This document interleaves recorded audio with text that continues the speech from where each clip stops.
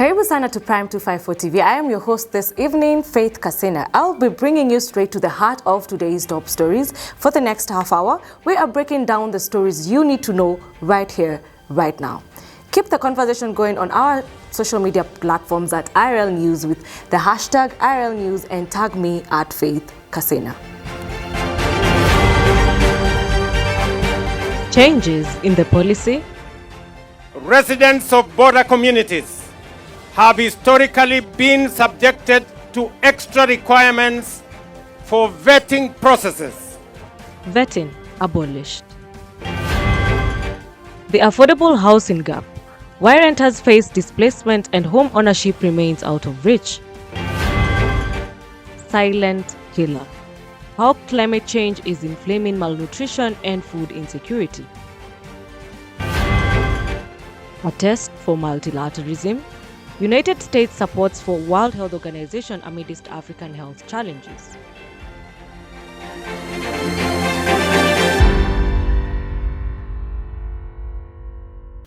Good evening. We begin tonight with a substantial policy shift. The Kenyan government has announced the end of the vetting process for the Somali community living in the country. This decision incites different reactions from Kenyans. The Somali community has been received with long-term scrutiny due to security concerns in the region. We will explore what this means for both the Somali community and the border implications for Kenyans' approach to security and integration. To dive deeper into this, we cue in our correspondent who has been covering this story. Right, Kasina, the Kenyan government has stopped its previous system of vetting Somali individuals, mainly those living in or coming from Somali-dominated areas within Kenya. What specific factors might have led the government's decision to abolish vetting procedures, particularly concerning the Somali community? The big reason cited is that this vetting was seen as unfair and discriminatory, singling out one community. What are the ethical considerations central to the study and governance of international migration?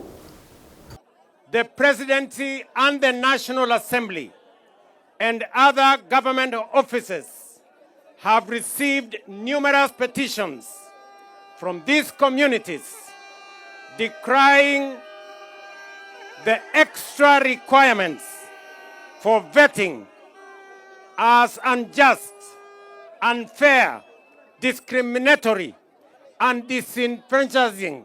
Are there any legal, ethical, or practical considerations that could explain this policy shift?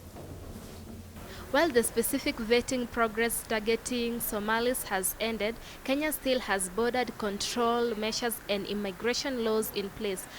What are the potential opportunities and challenges that this policy shift presents for the Kenya's security and its relationship with Somalia? People seeking to enter Kenya from Somalia or any other country will still be subject to standard immigration procedures. What's changed is that one particular layer of scrutiny aimed at Somali communities has been removed. The government says they'll use other methods to ensure security. And now to provide further analysis on this development, we have a guest. Please introduce yourself to our viewers. My name is Nastaha Khalif, and I'm an IR professor. Let's get right into it. What are the primary factors that led the Kenyan government to abolish the vetting process for the Somali community? The Kenyan government abolished the vetting process for Somali people because it was seen as a discriminatory, violating constitutional rights to quality and fair treatment. How is this policy going to affect the relationship between Kenyan state and other East African countries? This policy could improve relations with Somalia by addressing a long-standing grievances. However, it may raise a concern with other East African countries if they perceive it as a security risk or shift in Kenya's border management approach.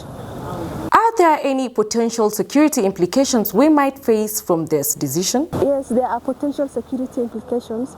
Eliminating a layer of scrutiny could make it easier for non-citizens or individuals with ill intent to obtain Kenyan IDs, potentially increasing security vulnerabilities, especially in border areas prone to threats. The government will need to implement robust alternative security measures to mitigate these risks. On to our next story. We dive into a growing crisis in our country where rising rents are forcing displacement. The dream of home ownership remains elusive for many. We shall explore the root causes, the impact, and potential solutions to this matter. To help us understand the densities of this issue, our reporter has more. The dream of a decent and affordable home is slipping further away for a growing number of Kenyans. Our investigations reveal the harsh realities faced by renters in urban areas, where rapidly rising properties values and a shortage of affordable housing units are leading to displacement and insecurity. The challenges extend to home ownership, which remains a distant aspiration for many young professionals and low to middle income earners. We analyze the factors contributing to this gap. We also explore potential solutions being proposed by housing experts and urban planners, from innovative building technologies to policy interventions aimed at regulating the rental market and promoting truly affordable housing projects. Reporting live from Kiambu County for In Real Life News, my name is Mainge Mutiso. All right. We're going to take a short commercial break, but don't go anywhere. Keep the conversation going at all our social media platforms at IRL News. Use the hashtag IRL News on all your tweets, and do not forget to tag me at Faith Casina. When we come back, we will be diving into a critical issue, climate change.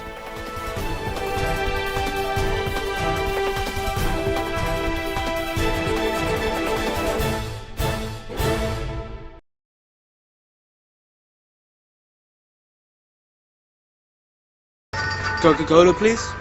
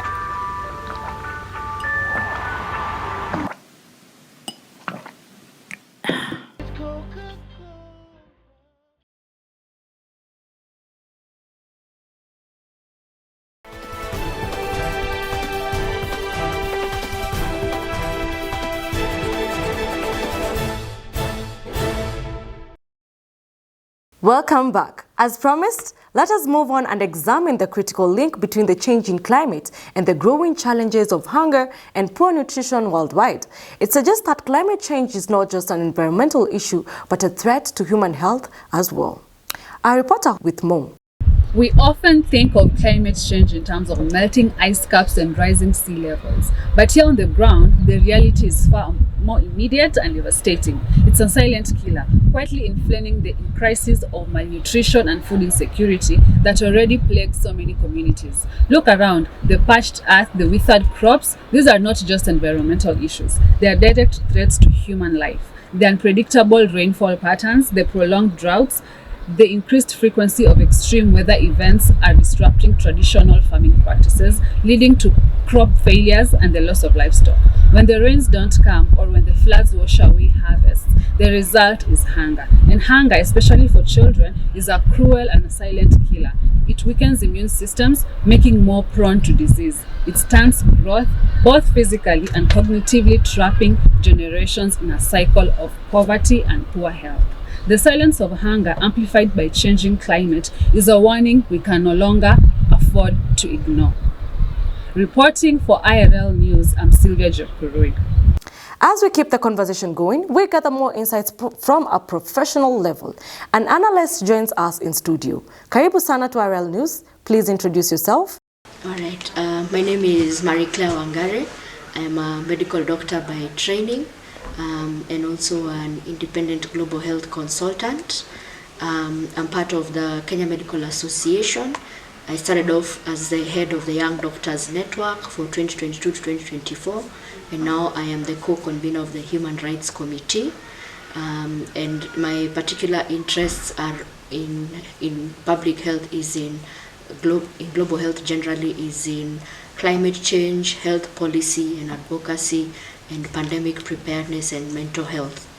How does climate change relate to human health? All right. So climate change and health, you can look at it in various angles. There is one, the emission of toxic gases in simple terms, where every country in the world emits toxic gases that go and affect the ozone layer, and then that in turn leads to increased temperatures because it has more, that means more sun rays penetrate the ozone layer, leading to what we commonly know as global warming. And with that, you will find that one, the weather changes, and if you're dealing with insects or pathogens that spread diseases, and they need certain temperatures to spread those diseases, then they will be either spreading them more in certain areas or less. So let me give a good example. We all, like right now at the moment, we should be in our short rains season, but we find that the temperatures are elevated and it's more of a dry kind of spell. So that means that pathogens like mosquitoes can have a place where they can grow and spread their diseases, whether it's malaria or any other disease that mosquitoes spread, because various mosquitoes spread various diseases, and that in turn affects how you tackle health, in how to solve that health solution, because it's not because you did not have a mosquito treated net, but it's because now the disease is being spread even in times where you didn't anticipate. What are the most significant and urgent health risks associated with climate change, particularly in vulnerable populations? When you're looking at climate change in a gender lens, so you find women are the home givers, they're the ones who ensure everything is okay in the house. And you find that in rural setups, the women are the ones who go to fetch water from the river or wherever they get their water from. But because of global warming, some of these water sources are depleted, meaning the women have to go even further to get water for their households. And this might affect how they take care of their children. And in some cases, in some instances, it might lead to increased gender-based violence just because of that misunderstanding between the spouses and the roles of each of them. Mm-hmm. And also, when you're looking at it from a gender lens, also, you can think about menstrual hygiene management. So most of our menstrual hygiene products are not biodegradable, so they pollute the environment if they are not well disposed of. Mm-hmm. And this now affects it. Most of the pollutant goes to our water bodies, which affects the quality of water that we have and for us to drink or to use in our day-to-day lives. How are climate changing patterns affecting our food growth and harvest patterns? So back to our initial definition of climate change, mm-hmm. It's now an increase in temperature above the normal, mm-hmm. that affects how the weather patterns are. So if you are a farmer and you know that April is your month of planting maize so that you can reap it in maybe June, mm-hmm. and the whole of the April has just been high temperatures with very few interspersed rainfall, that means that now your food, the food that you generate, will be lower yield. Yet each year before the climate change crisis got worse and worse, you would reap a certain amount of maize to feed your family and to sell to the local mill. So those are some of the instances where climate change affects food security. And you find you asked about the regional level and the global level. There is a convening for climate change called the Conference of Parties. So each year they look at food security, climate change, climate policies, fossil fuel use. And you find that when they have these discussions, many a times the effects of climate change is toxic gases going to the stratosphere, then affecting how sun rays hit the earth. The countries with the most emissions of these gases are many a times high-income countries, not low-income countries like Kenya. But the countries that are the most affected are the low-income countries like Kenya, because we don't have the infrastructure and we don't have as much investments into tackling climate change as compared to other high-income countries. What are some of the innovative solutions we can effectively address the health impacts of climate change? Okay, thanks for that question. So first of all, for me, I say we need to have the policies in place, but the policies will only work if we implement them and if we do proper monitoring and evaluation. Kenya has very fantastic guidelines on climate change. We have the National Adaptation Plan, we have the climate change policy, we have climate and health policy that was released about 1 to 2 years ago. And it just dictates what to do in the lens of climate change and environment, but also now most recently climate change and health. And some of the things that we need to do besides having the policies is also having solutions to what to do. So like right now, in the case of the farmer who I gave was planting maize and had low yields, are there other crops that he can plant that are more resilient to the various climate conditions that will help him yield more produce and sustain not only his family but also the community at large with his farming.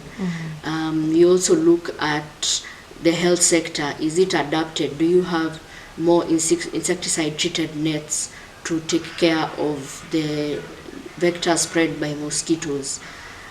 You also look at the food security angle. Do we have strategies to ensure that we do not, when there is drought, we do not suffer with our food production numbers? So those are just some of the strategies that we could look at. In your expert opinion, how can we address the issue of climate change and health for the betterment of our future? Yes, so we have one that already has started with the Ministry of Environment, which is the tree planting program. So that is just, trees are a source of water catchment, and when you plant trees, the area with the trees is more likely to have more rainfall as compared to an area that doesn't have trees. So that's one of the strategies that the ministry is using, by planting trees in areas with fewer tree population to help with the water catchment. But besides from that, I think what also needs to be done, and it's training people on the effects of climate change and health, because many a times when you talk about climate change, the first thing that pops to someone's mind is drought or floods or heat waves. You don't really hear someone saying there's increased cases of malaria because of climate change and health. Yet it is a known issue that can happen when the climate and the health ecosystem are not looked at in totality. Impeccable conversation right there with our analyst. Asante sana for making the time to be in our studio today. Thank you for having me. Moving on, the World Health Organization stands as a key example of multilateral cooperation, where nations pool resources and expertise to tackle global health challenges. However, the level of commitment from any single member state can have far-reaching consequences for the organization's effectiveness and the spirit of international collaboration itself. Joining us now is our reporter Keith Gitonga with a closer look at the implications of multilateralism. The World Health Organization, a beacon of global health collaboration, stands at a testament to what nations can achieve when they unite for a common cause. Yet, the strength of this multilateral framework is basically linked to the commitment of each member state. When a major player hesitates, withdraws resources, or prioritizes national interest over collective action, the ripple effects can be significant. It's essential to safeguard global health and uphold the principles of international cooperation in an increasingly interconnected world. The stakes, as we have seen, are profound. Reporting live from Nairobi City, my name is Keith Gitonga.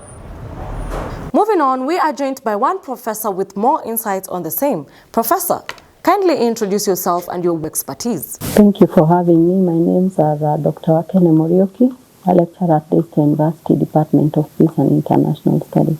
In your expert opinion, what are the most critical areas of alignment between U.S. policy objectives and the WHO's mandate in addressing health crises in Africa? As it is, the World Health Organization, being an agency within the UN, has a responsibility on global health. And the US has always supported the World Health Organization in its policies. In fact, it is among the highest when it comes to contributions to supporting the World Health Organization, and of course any of the UN objectives and actions. It has always been very strong. In terms of the African perspective, again, the US, through its own policies and through its non-state actors, the non-governmental organizations, it has heavily funded so many health initiatives within Africa, especially in areas to do with HIV/AIDS. It has really come very strongly in malaria, among other tropical diseases. In the context of increasing geopolitical tensions, how can the principle of multilateralism be upheld to ensure effective collaboration on critical health issues with our neighbors? In the spirit of multilateralism, where states come together and collaborate to address common global challenges, especially in the areas of health, it is important that states continue really to honor their commitment towards that end. Health is very critical when it comes to human development and progress. In fact, health is at the center of it all, and without a healthy nation, without a healthy world, we find that being able to achieve all the other aspirations, it may not be easy, and it is very difficult really when people are ailing to even wake up to do any job, any work. So it's very important that the international community is committed towards ensuring its commitments towards honoring their share of contribution towards supporting the World Health Organization to realize its mandates.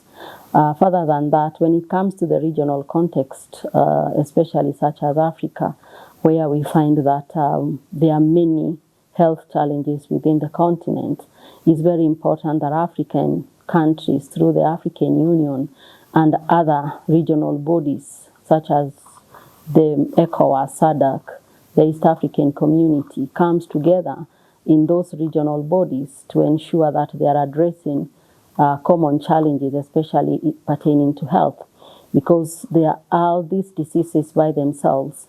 They have also globalized.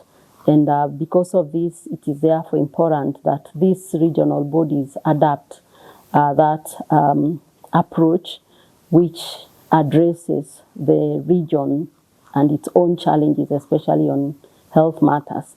When it comes to pandemics and epidemics, again, they also are transboundary. They spread very fast, and therefore it is very important that within these RECs, the regional bodies, that they are able to address their own unique challenges by collaboratively coming together to either do collaborative research together, or either come up with, of course, these regional bodies. There is also the funding that goes towards the health within their areas, and it is important to prioritize on these as regional bodies. How can the concept of shared responsibility in global health be translated into concrete actions and commitments from state members, particularly in supporting the World Health Organization's work in African regions? Yes, states have that responsibility, the shared responsibility, to ensuring that we are living in a world that is free from disease, a world that can be able to address its most critical areas, especially when it comes to health.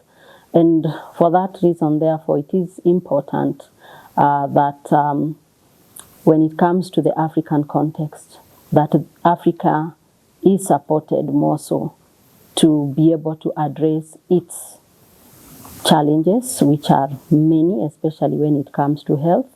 So that is important in terms of vaccine, in terms of research, in terms of dealing with very critical pandemics and epidemics that come up, especially that are unique to the context of Africa. So in that spirit of shared responsibility, it is important that the World Health Organization, the development partners, and well-wishers, collaborative efforts of state and non-state actors come together to collaboratively address that for a shared humanity. So it is important that all stakeholders come on board. It is not just the states alone. We also need the non-state actors. And non-state actors have become a formidable force, especially when it comes to global issues today. So just like they do elsewhere in terms of climate issues, we also need to see a lot of concerted effort being made so that we can be able really to address these health issues around the world by supporting the World Health Organization and Center for Disease, and so that it can be able to do enough research, it can be able to come up with vaccines. And it is important to not look at it in terms of curative, but also preventive, so that they are able to prevent the diseases, but not to wait for them for an outbreak. And this can only be achieved if, at all, there is that commitment and collaboration achieved throughout the states by honoring their commitment to the international institutions such as World Health Organization. In fact, when we talk about the non-state actors, when it comes to global issues, theirs is not just about funding. No, they do a lot of research. In fact, most of the policies that exist when it comes to international actions today, they are derived oftentimes by research that finds its way from the non-state actors to the state actors for action. So the non-state actors have a very critical role, especially in one, other than funding, continued research. Again, when it comes to policy and policy implementation, they have also a responsibility to ensure that they are monitoring how well the states are also implementing these global policies, especially those that come from the areas of health. And more than that, again, they also have a role to continually be able to participate when it comes to international and multilateral context where they can pressure their governments to take certain policy positions, especially when it comes to health. And more so even to ensure that states are committed to ensuring that the health of their citizens are prioritized, that their governments are doing that which they are established to do. And that which they are established to do is to ensure that there is the welfare of the citizen, and health is at the center of that welfare of those citizens. There you have it, people. Thank you so much for making time to join us here at IRL News. We appreciate your insights. Thank you so much for having me. Well, ladies and gentlemen, that's all we have lined up for you on tonight's broadcast. Keep the conversation going at all our social media platforms at IRL News. Do not forget to use the hashtag IRL News and tag me while at it at Faith Kasina. Thank you for your time. I have been your host, Faith Kasina, and have a good night.